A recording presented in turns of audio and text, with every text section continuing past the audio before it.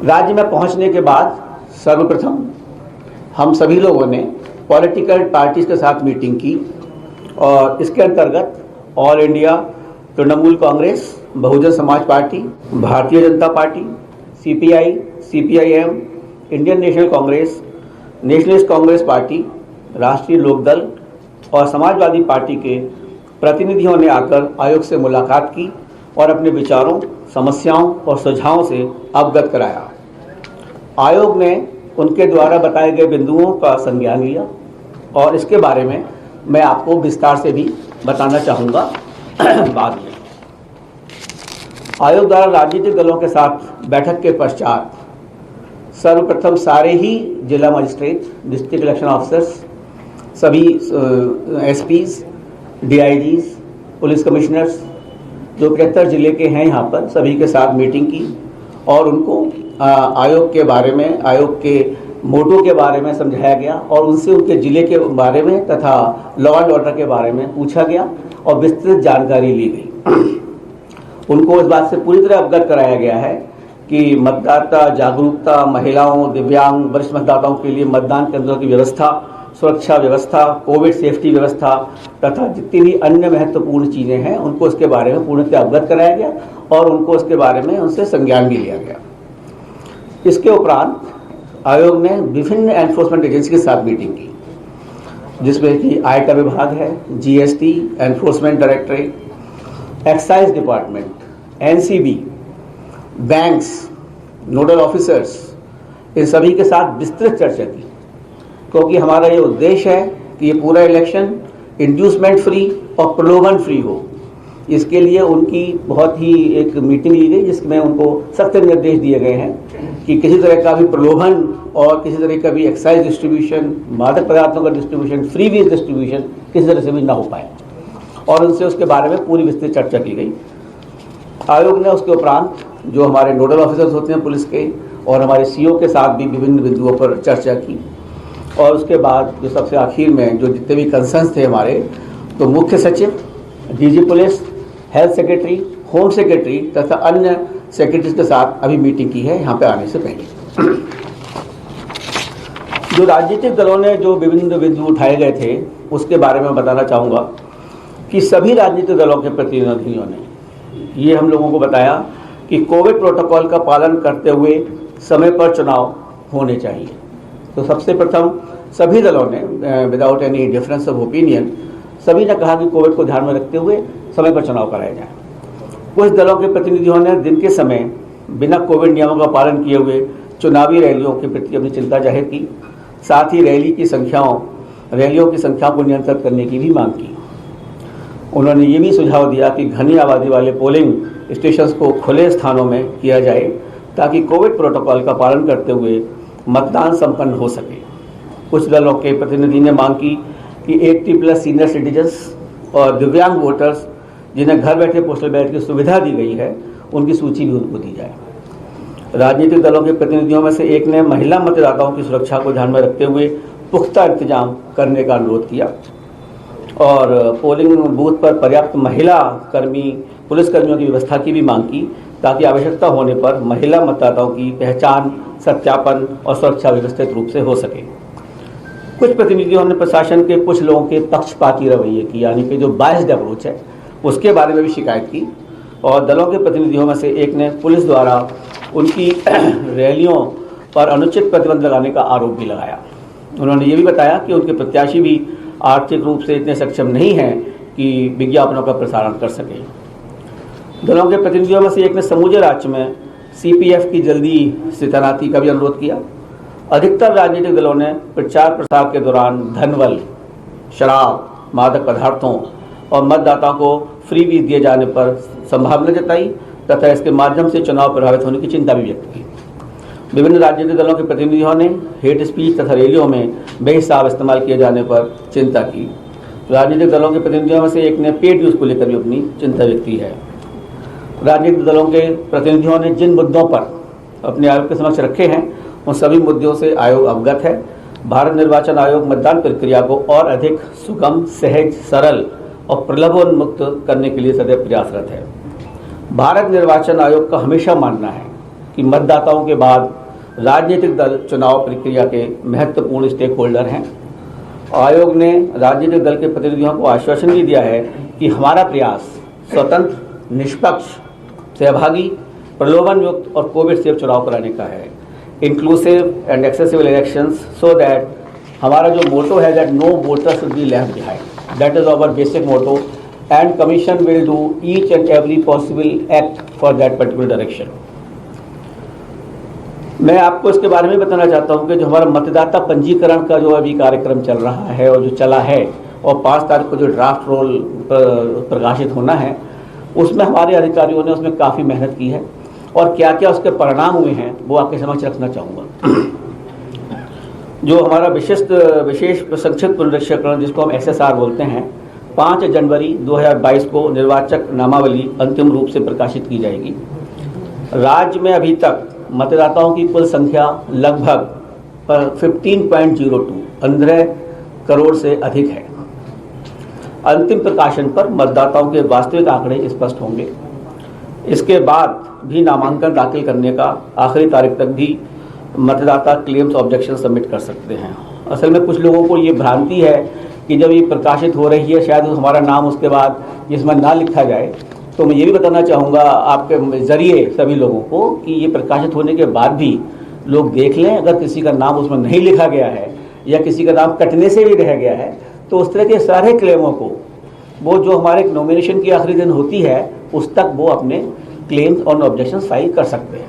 तो अभी ये नहीं है कि जी खत्म हो गया अब हमारा नाम कैसे जुड़ेगा, तो ये जो चिंता है किसी के भी दिमाग में वो आप ही उसको निकाल सकते हैं, आप ही वहाँ तक हमें पहुँचा सकते हैं। विशेष संक्षिप्त पुनरीक्षण 2022 के दौरान अब तक 52.8 लाख 52.8 लाख नए मतदाताओं को इलेक्टोरल रोल में सम्मिलित किया गया है, जो कि अपने आप में एक रिकॉर्ड है। इसमें लगभग 23.92 लाख पुरुष और 28.86 लाख महिला मतदाता हैं। इन नए मतदाताओं में 18 से 19 वर्ग आयु वर्ग के करीब 19.89 लाख शामिल हैं, जो कि पिछले SSR के मुकाबले 3 गुने अधिक हैं। यानी कि पिछली बार जो ये 18 से 19 तक के मतदाता थे, इनका परसेंटेज पूरे इलेक्टोरल रोल में कुल 0.51% था, जो कि बढ़कर अब 1.32% हो गया है। हमारा ये उद्देश्य है कि जितने लोग भी 18 साल 1 जनवरी 2022 को हो रहे हैं वो सभी इलेक्टोरल रोल में शामिल हों, और इसके लिए हमारे अधिकारियों ने बहुत ही डिफरेंट तरह से प्रयास किया। कॉलेजेस में जो इलेक्टोरल लिटरेसी क्लब बनाए, लोग वहाँ पहुँचे जाके और उनसे अनुरोध किया, उनके वो फॉर्म भरवाए गए 6, जिसकी वजह से ये 3 गुना अधिक जो एनरोलमेंट हुआ है। ये इसके लिए अफसरों ने बहुत अधिक कार्य किया है। और एक बहुत और अधिक उपलब्धि हुई है महिला सशक्तिकरण के बारे में, जो महिलाओं को अधिक से अधिक वोटर बनाया गया है। पिछली बार जो इलेक्शन हुआ था 2017 में, उसमें हमारा जो जेंडर रेशो था वो कुल 839 था, यानी कि 839 महिलाएं 1000 पुरुष। अब हमारे सामने बहुत बड़ी चुनौती थी कि भाई इसको महिलाओं को भी अधिक से अधिक लोगों को उसमें भर्ती किया जाए, इसमें इनकी एनरोलमेंट किया जाए। तो हमारे अधिकारियों ने आंगनवाड़ी वर्कर्स, आशा वर्कर्स, ब्लॉक लेवल ऑफिसर जो फीमेल हैं उनको घर घर भेजा, उन लोगों से बात की और उन लोगों को समझाया कि आपका मताधिकार में होना बहुत आवश्यक है और आपको अपना मत का प्रयोग भी करना है और आप अपनी मतदाता सूची में शामिल हों। उसकी वजह से जो ये बढ़ा है 839 जो 2017 में था, उससे बढ़कर ये 868 पहुँच गया है, जो कि 29 पॉइंट प्रति 1000 के हिसाब से जो बढ़ा है, ये एक अपने आप में एक काफ़ी बड़ा वर्क है। और आप देखते होंगे कि जो पूरे शामिल हुए हैं उसमें 23.92 लाख पुरुष और 28.86 लाख महिला मतदाता हैं। तो जो महिला मतदाताएं बढ़ी हैं वो रफली 5 लाख ज़्यादा हैं पुरुषों के मुकाबले। तो ये जो इस दिशा में काम किया गया है, इसका रिजल्ट भी बहुत अच्छा आएगा, जो कि वोटर टर्नआउट जो मैं आपसे बाद में डिस्कस करूंगा उस पर भी इसका प्रभाव पड़ेगा और पूरा महिलाओं का इसमें पूरा योगदान रहेगा। ये हमारा एक अथक प्रयास है।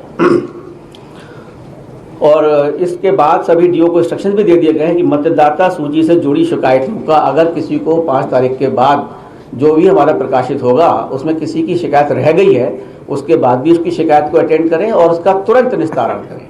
सारे लोगों से हम लोगों ने, जितने भी डिस्ट्रिक्ट मजिस्ट्रेट और डीओस थे, सबसे पूछा है कि उन्होंने सभी पॉलिटिकल पार्टीज के साथ मीटिंग की है, उन्होंने अवगत कराया है, हमको विश्वास दिया है कि सारी पॉलिटिकल पार्टी से मीटिंग हुई है, उनके मिनट्स बने हैं और किसी भी पॉलिटिकल पार्टी का कोई भी ऐसी शिकायत नहीं है जिसका कि निस्तारण अभी तक नहीं किया गया है।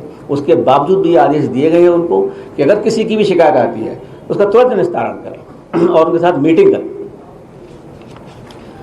मुख्य निर्वाचन अधिकारी ने हम लोगों को ये भी अवगत कराया, क्योंकि हमारा जो प्रयास है दिव्यांगजनों के लिए, सीनियर सिटीजन्स के लिए एक समाज कार्यकृत है और आयोग उसमें चाहेगा कि उनकी भागीदारी पूरी तरीके से हो। तो अभी तक जो पोजीशन है उसके हिसाब से इस राज्य में 10,64,266 दिव्यांग मतदाता हैं और 80 वर्ष से अधिक आयु के जो मतदाता हैं वो 24,03,296 मतदाता हैं और 2,97,442 सर्विस मतदाताओं को भी आइडेंटिफाई किया गया है। सभी मतदान पूरी तरीके से एक्सेसिबल होंगे, जहां पर हमारे दिव्यांगजनों को कोई परेशानी न हो, जहां हर तरह से सुविधा दी जाएगी जिससे कि वे सहजता से मतदान कर सकें। ये हमारा दायित्व है कि जो हमारे बुजुर्ग हैं और जो हमारे दिव्यांगजन हैं उनको हम मतदान के लिए प्रेरित करें और उनको अधिक से अधिक मतदान कराएं। हमारे इस प्रयास से अभी जो एक राज्य में इलेक्शन हुआ था, मैं आपको बताना चाहूँगा कि उसमें 90% जो दिव्यांगजन थे उन लोगों ने वोट दिया था। तो एक अपने आप में एक मिसाल है और हम चाहेंगे कि वो मिसाल हमारे इस राज्य में भी पूरी तरह से चले। और आपको जानकर खुशी होगी कि इस प्रदेश में पहली बार 80 वर्ष से अधिक आयु वर्ग के वरिष्ठ नागरिकों को, दिव्यांग मतदाताओं को और कोविड अफेक्टेड मतदाताओं को आयोग घर द्वारा घर पर ही बैठे हुए पोस्टल बैलेट की ऑप्शनल सुविधा प्रदान करेगा। मतलब कि आपकी इच्छा है, हम तो आपको चाहते हैं कि आप आए हमारे पोलिंग स्टेशंस पे, जो कि पूर्णतः आपके लिए सुरक्षित हैं। उसके बावजूद भी अगर कोई लोग नहीं आना चाहते, जैसे 80+ के आदमी हैं, अगर वो नहीं आना चाहते हैं तो ECI will go to their door step. ECI is at the door step of these senior citizens, of these दिव्यांग persons and these persons who are absolutely covid affected. We will go to their home. लेकिन इसमें पूर्णतः पारदर्शिता बढ़ती जाएगी। कुछ political parties का थोड़ा सा कंसर्न था। मैं बताना चाहूँगा कि जो लोग भी इस तरह से अपने फॉर्म भरेंगे और जो इसमें आना चाहेंगे कि हम घर से ही वोट देना चाहते हैं, उनका नाम पॉलिटिकल पार्टीज को दिया जाएगा। जो हमारी टीम जाएगी उसकी वीडियोग्राफी होगी, टाइम बताया जाएगा। और ये भी मेंटेन किया जाएगा सीक्रेसी डिस्टर्ब ना हो।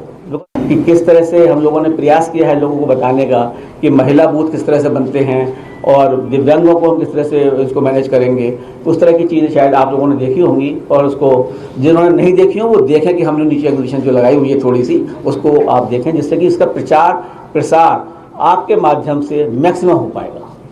हम सब तक नहीं पहुँच सकते, लेकिन आपके द्वारा हम 15 करोड़ मतदाताओं तक जरूर पहुँच सकते हैं, ये मेरा पूर्ण विश्वास है। कुछ लोगों ने ये शंका व्यक्त की थी जब हम लोगों ने पूछा कि भाई ये पोलिंग परसेंटेज वगैरह क्यों कम है, तो कुछ ने कहा कि शायद कुछ मतदाताओं ने कि हम पे एपिक कार्ड कहीं खो गया है, शायद इसलिए हम वोट डालने नहीं गए। मैं बताना चाहूँगा कि एपिक कार्ड के अलावा 11 ऐसे दस्तावेज और हैं जिनके प्रूफ के द्वारा उनकी पहचान की जाएगी और अगर उनके पास मतदाता एपिक कार्ड नहीं भी है तो उनके जरिए वो जा सकते हैं वहाँ पे और उनको वोट डालने का अधिकार पूर्णतः दिया जाएगा। जैसे पैन कार्ड है, पोस्ट ऑफिस द्वारा जारी पासबुक है, मनरेगा कार्ड है और आपका आधार कार्ड है। इस तरह के कई 11 हमारे दस्तावेज हैं जिनके थ्रू वो जा सकता है और कोई ये मतलब फील ही ना करे कि मेरा नाम अगर सूची में है और मुझ पर कोई एपिक कार्ड नहीं है तो मतदाता मैं कार्ड अपना उपयोग नहीं कर पाऊँगा। क्योंकि सबसे इम्पोर्टेंट चीज़ है अब वोट डालना। उसके लिए हमारा आयोग जो भी संभव प्रयास होगा उसमें कहीं पीछे नहीं हटेगा और अगर आपको भी कोई सजेशंस देने होंगे तो आप हमें भेजें और हम। तो लखनऊ में मुख्य चुनाव आयुक्त सुशील चंद्रा ने कहा कि सभी राजनीतिक दल समय पर चुनाव चाहते हैं। सुनिए। प्रतिनिधियों ने ये हम लोगों को बताया कि कोविड प्रोटोकॉल का पालन करते हुए समय पर चुनाव होने चाहिए। तो सबसे प्रथम सभी दलों ने without any difference of opinion सभी ने कहा कि कोविड को ध्यान में रखते हुए समय पर चुनाव कराए जाए। आयुक्त सुशील चंद्रा को आप सुन रहे थे। विस्तार से उन्होंने बताया कि 3 दिन के यूपी दौरे के दौरान जो बैठक में समीक्षा हुई है कोरोना के हालात को लेकर और राजनीतिक दलों से उन्होंने विचार विमर्श किया और ये प्रेस कॉन्फ्रेंस अभी भी जारी है। छोटे से ब्रेक के लिए यहाँ पर रुक रहे हैं, आगे भी आपको अपडेट देंगे, बने रहिएगा हमारे साथ। नमस्कार, मैं हूं मानक गुप्ता। अगर आपको हमारा ये वीडियो पसंद आया हो तो इसे लाइक और शेयर जरूर करें और हाँ, हमें सब्सक्राइब और फॉलो करना ना भूलें ताकि आप देश और दुनिया की कोई खबर मिस ना करें। तो जुड़े रहिए हमारे साथ और देखते रहिए न्यूज़ 24।